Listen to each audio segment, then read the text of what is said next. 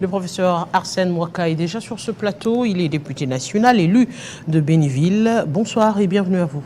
Bonsoir. Aujourd'hui, nous allons revenir sur la thématique du dialogue. Sur quel format? On va parler justement de cette guerre d'agression nous imposée par le Rwanda via le M23. Aujourd'hui, le président de la République, on le sait, qui a longtemps refusé de dialoguer. Aujourd'hui, est-ce que ce dialogue ne devient presque pas comme une solution ultime pour la paix en République démocratique du Congo? La première des choses, c'est de pouvoir m'incliner devant la mémoire de tous ceux qui viennent de perdre atrocement leur vie dans le camp de Mugunga.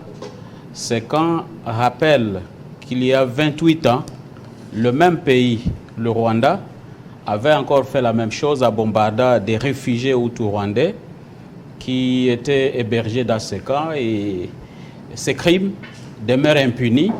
Mais je note que c'est un crime de guerre qui est imprescriptible et qui devra faire l'objet de sanctions dans le futur.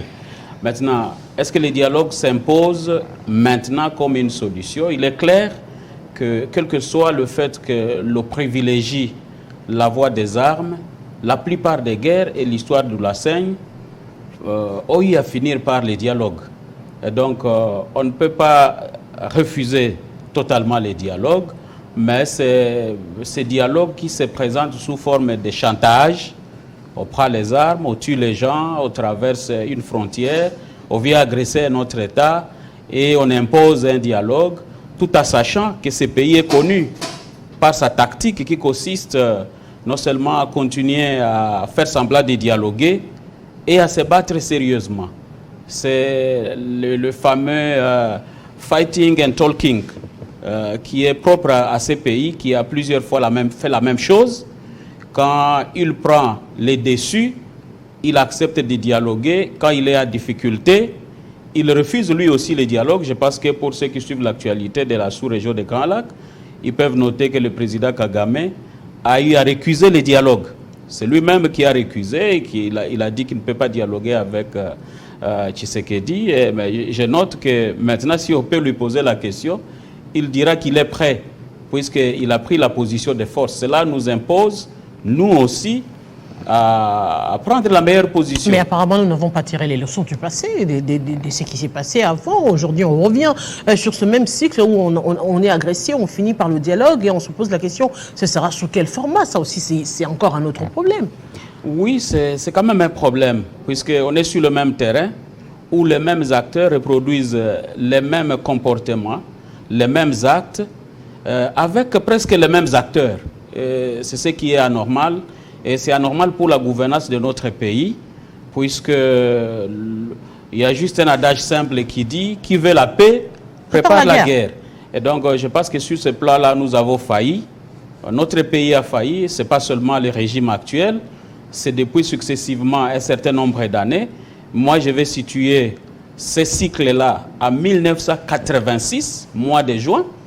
Je sais qu'il y en a qui n'étaient pas encore nés quand ce phénomène a commencé à la frontière zaïro-ougandaise à l'époque, où pratiquement on agresse via une milice ou un groupe armé, et après on dit il faut dialoguer à Kassindi, il faut dialoguer à Kassese. C'est des pages d'histoire qui ne sont pas connues et qui méritent d'être dévoilées à la face des Congolais pour dire c'est depuis mai 1986, je ne parle pas de 96, j'ai dit mai 1986, que ce cycle a commencé, où un pays voisin tâte, essaie de voir si nous avons repris la force, et s'ils constatent que nous n'avons pas repris la force, ils font ce tout petit peu. Mais qui devrait prendre les choses au sérieux? N'est-ce pas la République démocratique du Congo? L'image d'aujourd'hui que nous donnons via le gouvernement, via la situation politique actuelle, ne semble pas montrer que nous sommes préoccupés par cette situation qui est un peu récurrente en République démocratique du Congo.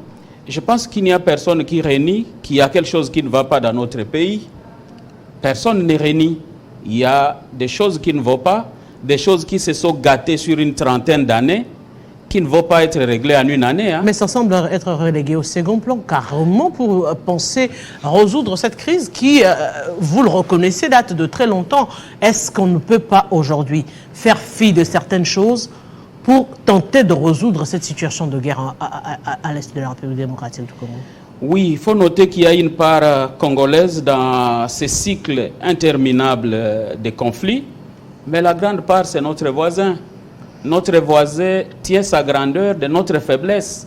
Le Rwanda ne peut pas souhaiter que le Congo puisse se reconstituer, puisque le Rwanda ne deviendra puissance que si le Congo est faible. Parce qu'il suffit que nous puissions relever la tête comme une puissance militaire, comme une puissance économique, comme une puissance environnementale, comme une puissance touristique, comme une puissance culturelle, pour que tous les petits voisins n'existent pas. Mais ces petits voisins semblent être plus organisés que nous, la République démocratique du Congo, cher professeur. Si aujourd'hui on va prendre des exemples patents et concrets, on revient, par exemple, sur la situation des élections en République démocratique du Congo. On prend les dernières élections ici, sénatoriales et gouvernementales. On se dit, tout ce qui se passe ne semble pas montrer que nous sommes préoccupés par la guerre. On parle de corruption à ciel ouvert, on parle de ceci, on vient avec les membres du gouvernement. Au moment où vous êtes en guerre et vous voulez résoudre cette crise, vous avez un gouvernement de plus d'une 50aine de personnes, les Warriors 1, Warriors 2, où on parle détournement, fuite des capitaux, ceci, et on se dit finalement, on prend l'IGF qui vient parler des détournements à gauche et à droite. Est-ce qu'une nation préoccupée par la situation qui sévit à l'Est et qui est en train tout le temps de pointer du doigt le Rwanda, peut agir de la sorte? Est-ce que nous sommes responsables vis-à-vis de nous-mêmes et vis-à-vis de ce qui se passe en République démocratique du Congo? Oui, je voudrais noter que le Rwanda n'a pas toujours été ce qu'il est aujourd'hui. C'est la première des choses. L'Ouganda voisin n'a pas toujours été ce qu'il est. Moi, je suis parmi les jeunes gens qui ont eu à recevoir ces gens comme des réfugiés, souffrant chez nous, successivement. 72, 94... on a reçu des réfugiés rwandais, que ce soit des Tutsis ou que ce soit des Hutus. Et donc, je suis d'avis qu'un pays, à un moment, il peut sombrer. Et le nôtre est au plus bas niveau de son histoire. Mais je sais que c'est cette histoire qui fait mal. Cette histoire qui nous touche dans le plus profond de nous-mêmes. C'est cette histoire-là qui peut nous révolter et faire que chacun de nous puisse faire son sursaut. Et c'est ce sursaut national qui va pousser justement les leaders qui nous dirigent aujourd'hui à comprendre qu'il va falloir faire autre chose. Le Rwanda d'aujourd'hui, par rapport au Rwanda d'il y a 30 ans, c'était la catastrophe. Il n'existait plus d'État, il n'existait plus pratiquement d'humains.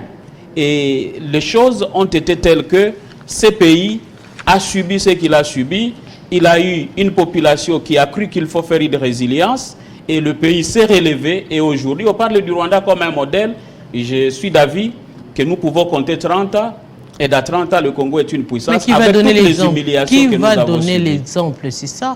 Qui va donner l'exemple? Qui va être ce modèle? Qui va aujourd'hui venir un tout petit peu? On va le dire, on a connu des changements de temps de Mzee Laurent Désiré Kabila. Ça veut dire une arrivée qui apporte quand même un changement. On ressent cela par des faits, notamment la question de l'auto-prise en charge, la question par exemple de réguler le transport en commun.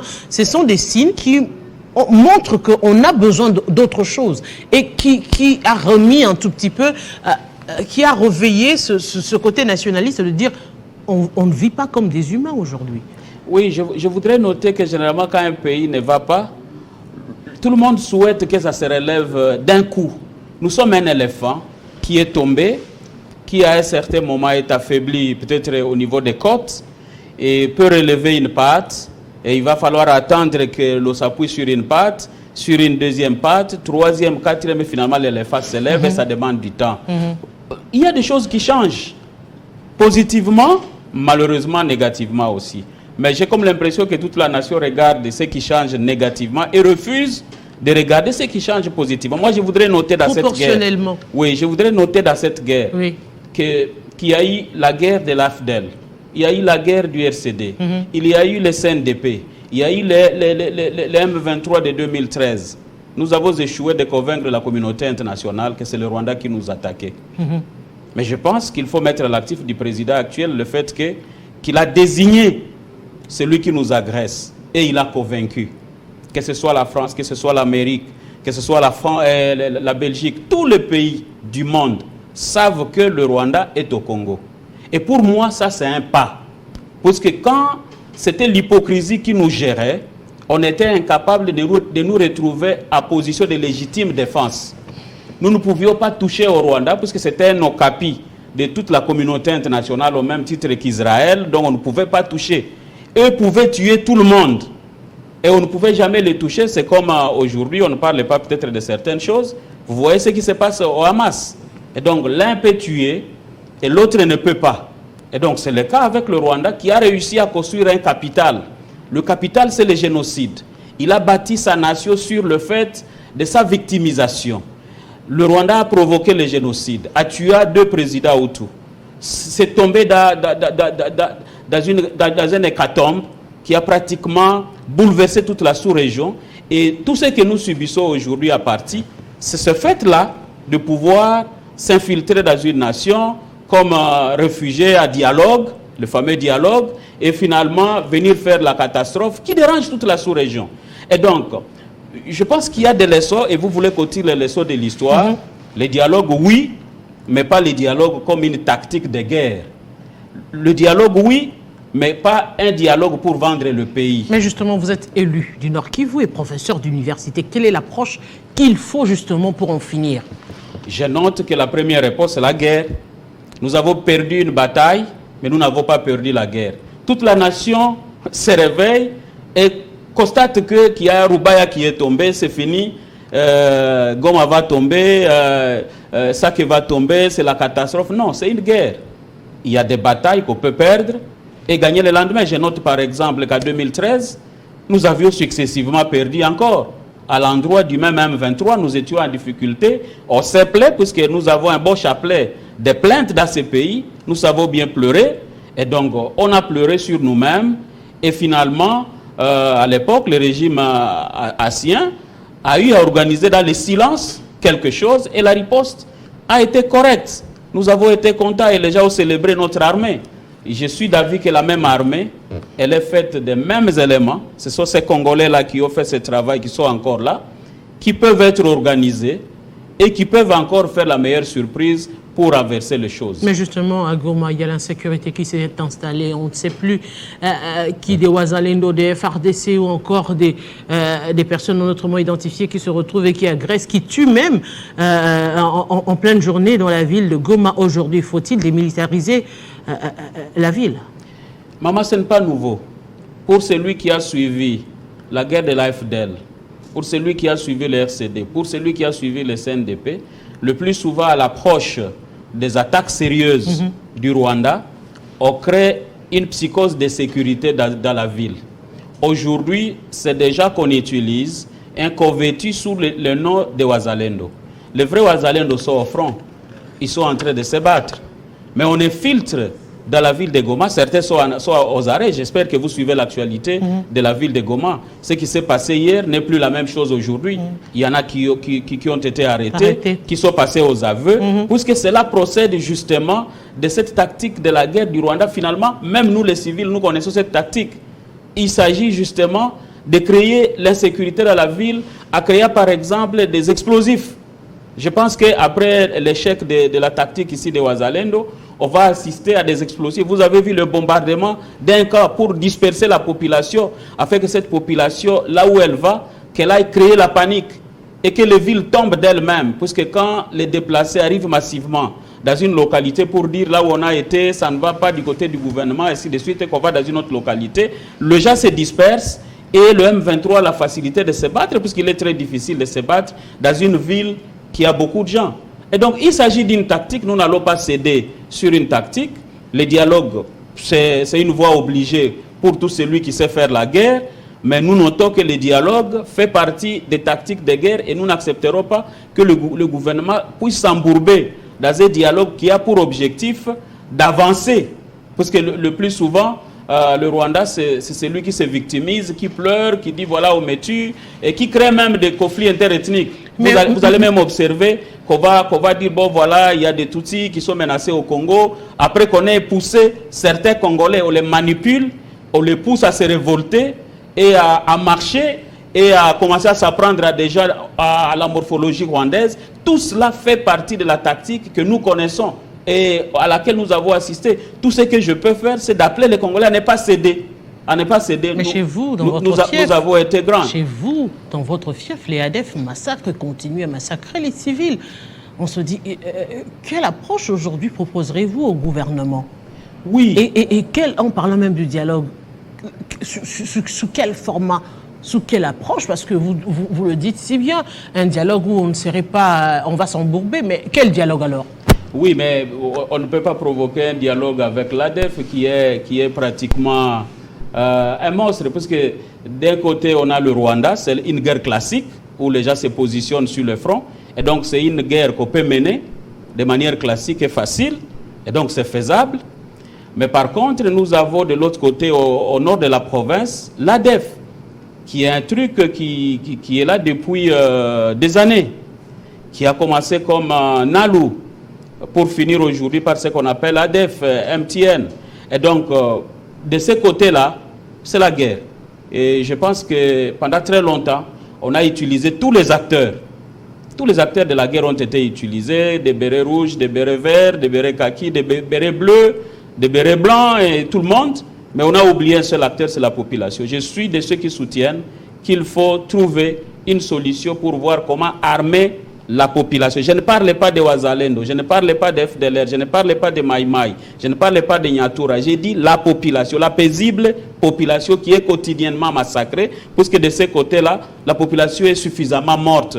On va l'armer comment?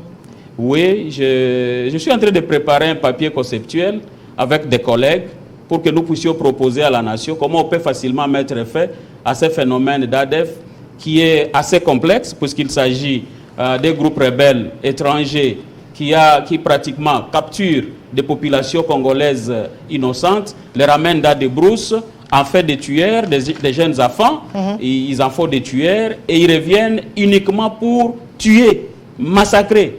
Et donc il est possible que la population puisse se défendre en utilisant pratiquement ce que les autres, par exemple la Centrafrique a appelé le comité de défense locale.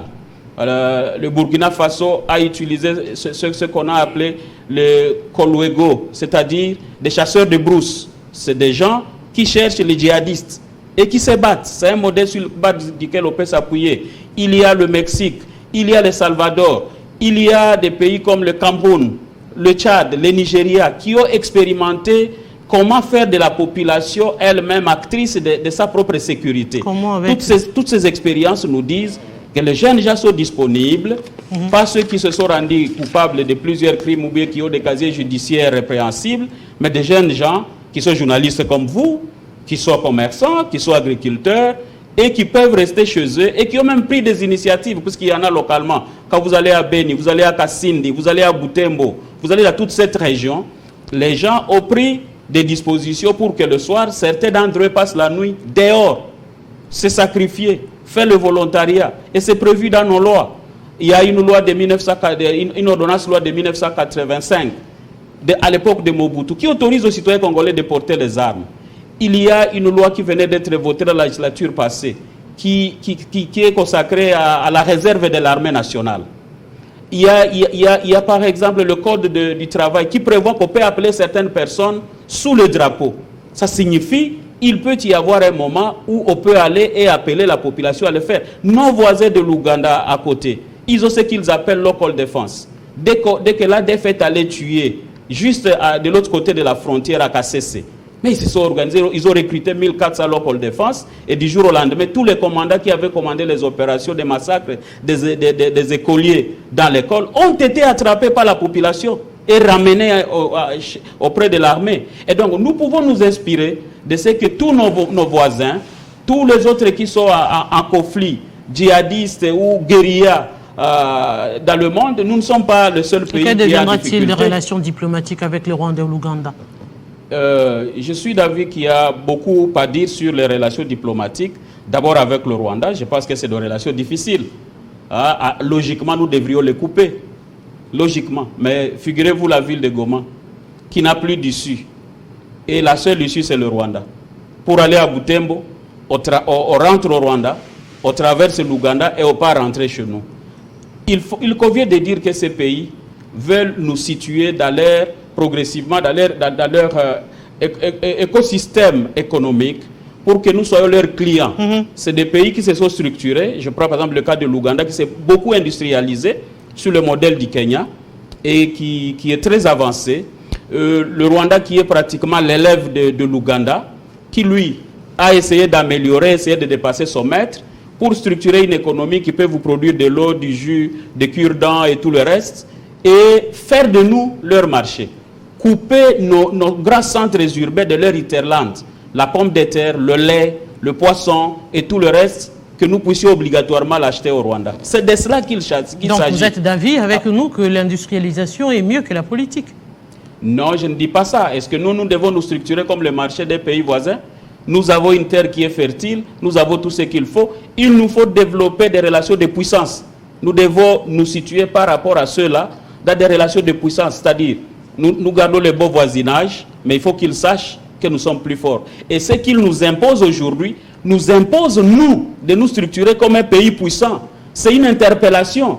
Et eux-mêmes ont subi ce qu'ils ont subi. Ils ont subi l'hécatombe pour devenir aujourd'hui la puissance de la sous-région. Et donc, il est possible que nous puissions transformer notre pays et en faire autre chose que ce que nous avons aujourd'hui. Et je voudrais profiter de ce micro pour dire à ceux qui nous gouvernent, la Première ministre, au président de la République, à tous ceux qui nous suivent, qui doivent faire confiance aux députés nationaux, particulièrement les députés nationaux du Nord Kivu et de l'Ituri, qui vont leur faire une proposition qui peut aider à ce que la paix revienne dans la région qui est attaquée par les ADF et pourquoi pas dans la région qui est attaquée par le Rwanda. Nous nous assortirons, nous devons garder l'espoir, ne mourrons pas et ce n'est pas la fin du monde.